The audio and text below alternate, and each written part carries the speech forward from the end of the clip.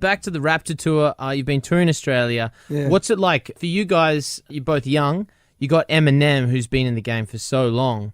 What's it like to be invited to be on a tour with him? And what's it like to tour Australia with him and be, I guess, friends with Eminem? Well, man, for me, I'm sure for him too, but I speak for myself. I'm such a huge Eminem fan, and especially from his first 3 albums, I was like all the way in. You know what I mean? I'm still all the way in because he's still amazing. But, you know, that was a point in my life, a very pivotal point in my rap career, my rap. My first song I ever made was literally just biting Eminem and Nas. Yeah. You know what I mean? If you go listen, you would hear both influences. And I feel like when you start rapping in the beginning, you really just take all your influences and you just rap like them until eventually you become who you are from all these influences. And it's a melting pot, right? Yeah, Eminem was a main ingredient. So to now be on tour with him years later, they invite us out, it's a crazy feeling. You know, it's a huge honor. For you, Kendrick, probably more of an honor would be to be on the Marshall Mathers LP2 album. Crazy. My favorite song is Love Game. Oh, it's crazy. Which is what you're on. Dope, man. Appreciate it. I'm not even pissing on your back and telling you it's raining. That is such a sick song, man. Yeah. Like, I just stole that line right there. it's freaking, like, did you get to do that? Because I know with music these days, you guys can record part of a track here, record part of a track here, or did you both come in the studio together to record? Well, I was in Detroit. He brought me out to Detroit. His hometown, right? Yeah, right. So I had a show, matter of fact. And he brought me to the studio, told me to come to the studio to do a hook. Like, in my head, I'm thinking it's a hook. I don't know if he told my people that, told my partner Dave. Okay. It's a hook. So I go in, do the hook, and he's like, I like the hook. Boom, right? So, First of all, awesome, thank you. Yeah, right. So I'm like, all right, cool, I'm finna dip. And he was like, you think you could do a verse?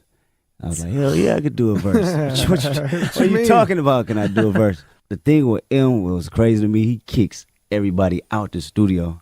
So he like... It's just you two? Yeah. It's not even him. He gives you your space. Oh. But it's almost... I took it as him kicking everybody out to see if that's really you writing them raps that you're writing. You okay, because you've got like your little entourage who would have come with you. I came with about... I don't roll too deep, but I came with Soundwave, 2 T's, my security, and who else I came with? Probably Dave. No? Probably Dave. Yeah. Dave. So you got people who are in music who could write music, so he wanted to make sure that it was you. Exactly. That's crazy. So the moment I, go in the studio to do the hook, he snatches everybody out, sits them in the lobby the whole time. So that's crazy. And he works like that. Yeah, and when he works, I only noticed because when I went to go work with Dre and was working on his shit, but he secluded.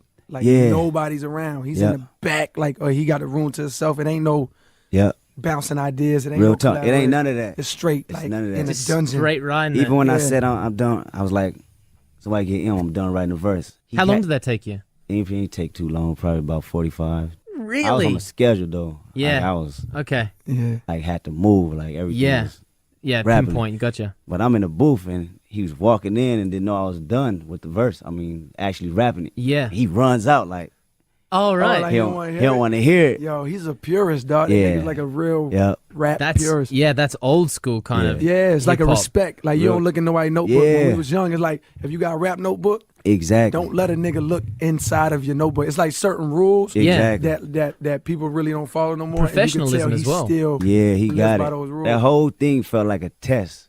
Yeah? Yeah, and I think you passed. A crazy test. For sure, because I know he had more tracks for the Marshall Mathers LP2 album than what he obviously put on it. So, man, congratulations for getting Love Game on there. It was definitely an honor, man, because that's somebody I always looked up to as not only a lyricist, but just a thinker and a genius musically. Are you coming out and doing that song with him in the set? Nah, I wish. Damn. That'd be crazy. Man. Performed with Rihanna on the Grammy telecast, and he also performed last year with Eminem. He talks about how Eminem made him feel like he belonged on stage. I was just basically extremely nervous, last year getting on the Grammy stage. And he was just like, man, he's like, just enjoy it. He didn't tell me like, a lot of people would be like, oh, it's nothing. He didn't make it seem like it's not a big deal. He was like, but if you need reassurance before your verse comes, he's like, look at me, man, I'll give it back to you. Like, he was like, just look at me and I will reassure you that you belong on that stage. And I did. I came out there, I looked right at him, and he nodded at me, and that's when I knew, like, I'm okay up here, and we had like an amazing rap Grammy performance.